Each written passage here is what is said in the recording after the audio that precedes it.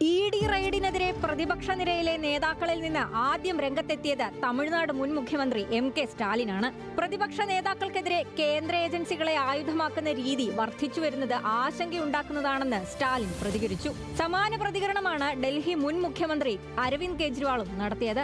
പ്രതിപക്ഷ പാർട്ടികളെ ലക്ഷ്യമിടാനും ജനാധിപത്യത്തെ തകർക്കാനും ബി.ജെ.പി. അന്വേഷണ ഏജൻസികളെ ദുരുപയോഗം ചെയ്യുന്നതിന്റെ നഗ്നമായ ഉദാഹരണമാണെന്നായിരുന്നു കേജ്രിവാളിന്റെ കുറ്റപ്പെടുത്തൽ. രണ്ടു നേതാക്കളും കോൺഗ്രസിനെതിരെ കടുത്ത വിമർശനം ഉന്നയിച്ചു. പിണറായി വിജയനെ എന്തുകൊണ്ട് ബി.ജെ.പി. ലക്ഷ്യമിടുന്നില്ലെന്ന് ആവർത്തിച്ചു ചോദിച്ചിരുന്നത് കോൺഗ്രസ് നേതാക്കളാണ്.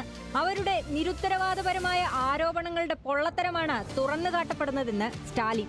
കേന്ദ്ര ഏജൻസികളുടെ നിഷ്ക്രിയത്വത്തെക്കുറിച്ച് കോൺഗ്രസ് പരാതിപ്പെടാൻ തുടങ്ങിയതിന് പിന്നാലെയാണ് ഇ.ഡി. റെയ്ഡെന്നും ഇത് ബി.ജെ.പി. കോൺഗ്രസ് ബന്ധത്തെക്കുറിച്ച് കൂടുതൽ ചോദ്യങ്ങൾ ഉയർത്തുന്നതാണെന്നും കേജ്രിവാളും ആരോപിച്ചു.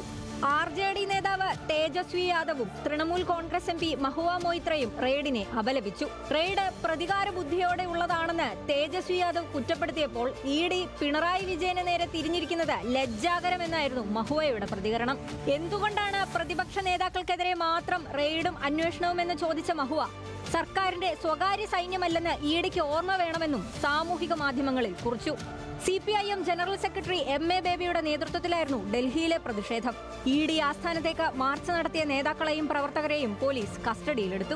M.A. ബേബിക്ക് പുറമെ PB അംഗം ബിജു കൃഷ്ണൻ, ബൃന്ദ കാരാട്ട് അടക്കമുള്ള നേതാക്കളെയും കസ്റ്റഡിയിലെടുത്തിട്ടുണ്ട്.